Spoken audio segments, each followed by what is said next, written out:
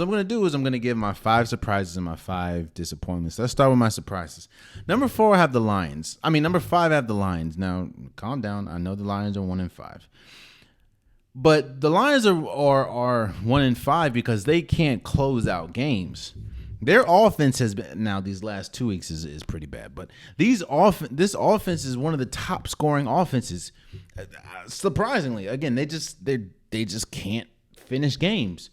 And it's surprising because I just didn't think that they would be this good offensively. Now, again, I know it's hard to say that with what we saw these last 2 weeks, but this Lions offense has been good.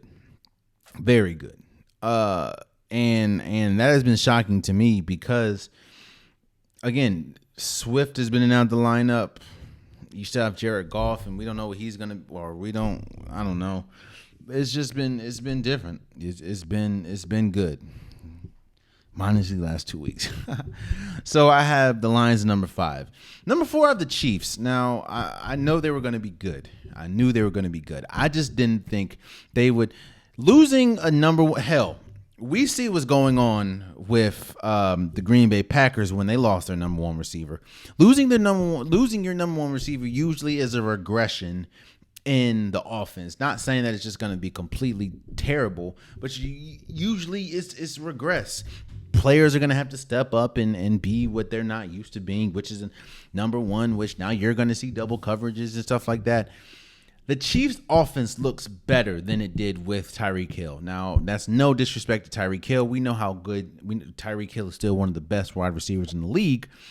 But McCole Harmon looks good. Juju Smith-Schuster looks good. You still have Travis Kelce.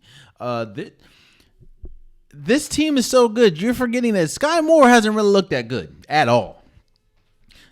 It's McKinnon has looked good. Clyde Edwards-Helaire.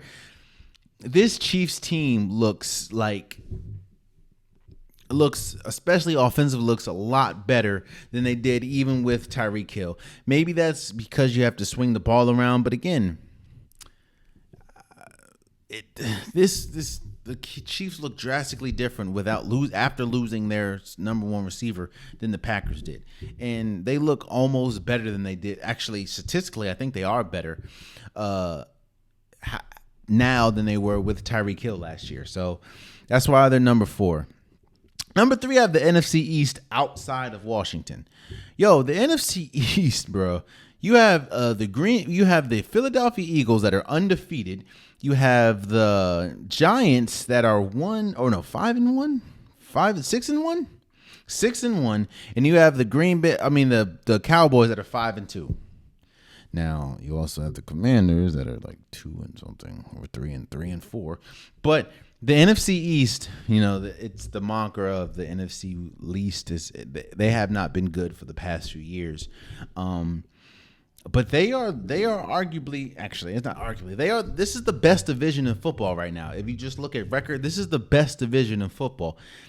The Eagles look like the best team in football on any given night.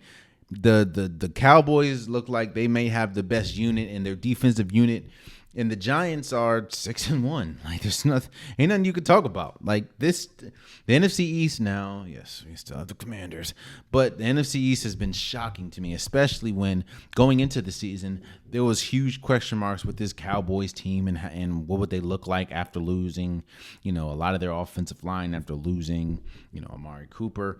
What would this Eagles team look like? Can Jalen Hurts carry this team? Can Jalen Hurts lead with passing? How would the Giants look? I gave the Giants absolutely no faith when you have, Daniel Jones. You had a new coach in Brian Daboll, who at this moment, in my opinion, is the coach of the year. What would Saquon Barkley? The NFC East had so many question marks, and outside of one team, this is the best division of football. So the NFC East is definitely number 3 for me when we talk about surprises. Number 2, I have the Jets.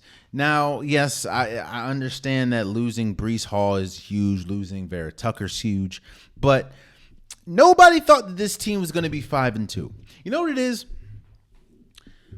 This is what happens when young players hit. We always say, it's a young team, it's a young team, it's a young team. The Jets are a very young team, but they're hitting. And this is even with Elijah Moore pretty much off the team because he wants to trade. I mean, Zach Wilson, Michael Carter, Ty Johnson, Denzel Mims, Corey Davis. Like, this is a very young team.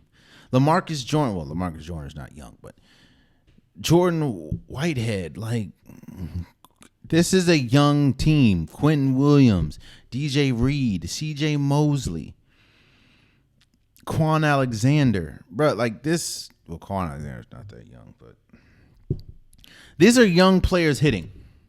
Sauce Gardner. These are young players hitting.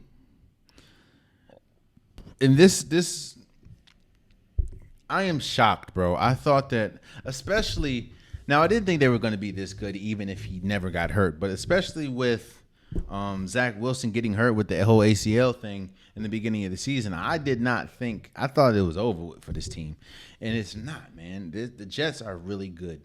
And number one, I have the Seahawks. I came in here and destroyed the Seahawks. Like, I bashed them to kingdom come.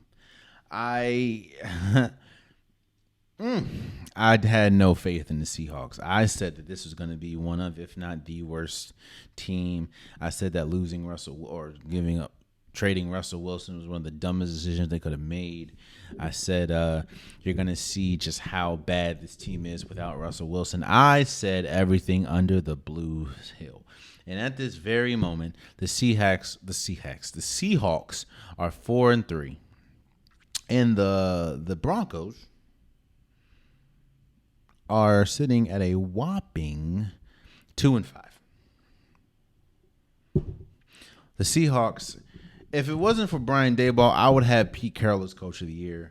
Geno Smith has played 10 times better than Russell Wilson has this year. Even though the defense is still not good, the Seahawks team is drastically exceeding expectations, man. I had absolutely no faith in this team. And I thought this team was going to be the worst, arguably the worst team. And the Seahawks are really good. Oh, man, you stayed to the end of the video. I appreciate you. If you like what you saw, be sure to hit that subscribe button so you'll never miss any content from your boy. You can also go back and watch past episodes, past clips. And don't forget that the Unpopular Podcast, new episodes drop every Wednesday and Saturday. Appreciate you.